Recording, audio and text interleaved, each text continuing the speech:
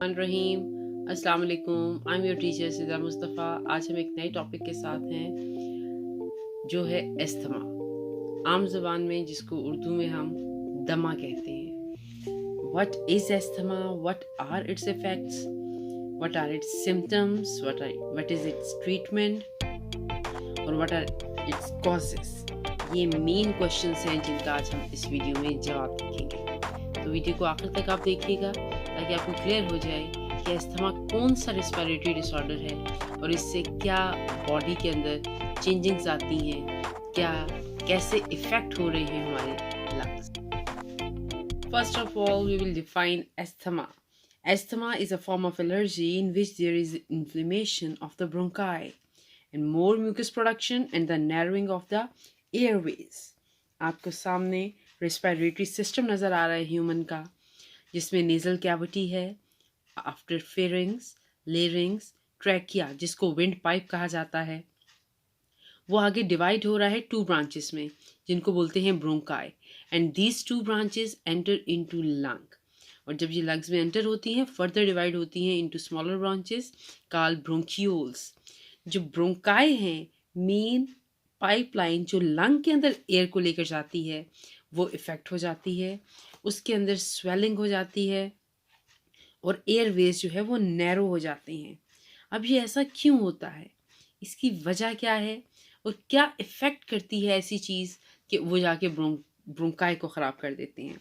तो इसमें सबसे इम्पॉर्टेंट जो मेन कॉजेज़ हैं इसके, these are some allergy causing factors which can be dust, smoke, perfume, pollens and many other things which can cause asthma.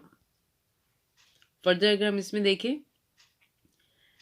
कोई certain medication हो सकती है जिससे ये प्रॉब्लम हो सकता है, stress which is non-allergic but it can also exercise which is non-allergic but it can cause asthma. इसके अलावा कोई pollutant हो सकता है, smoking is a big cause of asthma, any chemicals, कोई भी respiratory infection हो सकता है due to certain microorganisms which through air enter into our lungs. तो ये एक जनरल सा था कि कॉजेज़ की फहरिस्त थी कि किस तरह दमा होता है, किन की वजह से दमा होता है। जी, अब हम देखेंगे अस्थमा में कोई पोलन, कोई भी जो एलर्जन है वो अस्थमा करता क्यों है। अल्लाह ताला ने कुदरती तौर पे हमारी बॉडी में, एक ह्यूमन बॉडी के अंदर एक प्रॉपर इम्यून सिस्टम रखा है और इस इम्यून सिस्टम का मकसद होता है जो कि मुश्तमिल होता है वाइट ब्लड सेल्स पर। इस इम्यून सिस्टम का फंक्शन ये होता है कि जब भी कोई फॉरेन एजेंट हमारी बॉडी के अंदर एंटर होता है तो एकदम से ये WBCs की आर्मी अलर्ट हो जाती है। ये अपनी सरहदों पर खड़ी होती है, जैसे ही किसी फॉरेन एजेंट को देखते हैं इसके खिलाफ हल्ला बोल देती है। अब जब हल्ला बोलते हैं तो उसमें क्या होता है, उसको तो नुकसान पहुंचा ही रहे होते हैं कि ये एक ऐसी चीज़ बॉडी के अंदर एंटर क्यों हुई है, लेकिन साथ साथ कुछ बॉडी के अपने सेल्स को भी डैमेज कर देता है। इसी जिसको हम आम ज़ुबान में यूँ कह सकते हैं खुदकुश हमला, उसको तो तबाह करता ही है, साथ खुद भी तबाह होते हैं और कुछ बॉडी के सेल्स भी डैमेज हो जाते हैं। फॉर एग्ज़ाम्पल किसी डस्ट माइट से एलर्जी है, डस्ट के अंदर माइट्स होते हैं, वो एंटर हो गए हैं इनटू द लंग्स। जैसे ही वो माइट्स लंग्स के अंदर एंटर होते हैं फ़ौरन से सेल्स जो हैं, बॉडी आर्मी कहती है क्या हुआ क्या हुआ, वो उनको देखते हैं और जो उनके ब्रोंकाई होते हैं, जो एयरवेज होते हैं, उनके अंदर वाले सेल्स में फ़ौरन से एक इन्फ्लेमेशन पैदा होती है। बेसिकली इन्फ्लेमेशन या सूजन ये एक इम्यून रिस्पॉन्स होता है जो प्रोटेक्शन कर रहा होता है एक पर्टिकुलर पार्ट की। तो जैसे ही ये सूझते हैं म्यूकस की प्रोडक्शन होती है और एक वही एयरवे जो कि ओपन फॉर एयर था और एयर इजीली पास थ्रू हो रही थी, जब वो स्वेल हो जाता है उसमें स्वेलिंग हो जाती है, ज़्यादा म्यूकस की प्रोडक्शन हो जाती है, तो जो एयर है वो इजीली पास थ्रू नहीं हो पाती। That's why difficulty in breathing is the main symptom of asthma. वो लोग जो एस्थमेटिक होते हैं, एस्थमा के पेशेंट्स होते हैं, उनको सांस लेने में बहुत दुश्वारी होती है। After its effects, what are its major symptoms? क्या फील करता है एस्थमेटिक पेशेंट?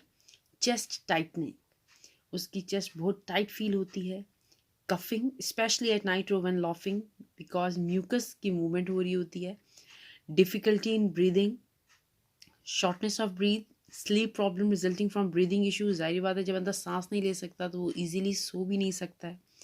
और वीजिंग होती है। वीजिंग वो कंडीशन होती है जिसमें जब एस्थमेटिक पेशेंट सांस लेता है तो उसके सांस में से वीजिंग यानी सीटी की तरह की आवाज़ प्रोड्यूस होती है।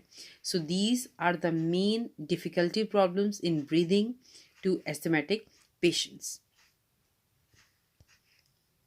अगर अब हम बात करें ट्रीटमेंट की तो इसके लिए फौरी, फॉर एग्जांपल किसी एस्थमा पेशेंट को अटैक हो गया है फ़ौरन से, इन केस ऑफ किसी भी इन कॉज ऑफ एनी एलर्जन, तो अस्थमेटिक पेशेंट को फौरी जो फर्स्ट एड देनी पड़ेगी ज़्यादा वो क्या होता है, इन्हेलर होता है, कंट्रोलर इन्हेलर जो लाइफ लॉन्ग वो अपने साथ कैरी करते हैं।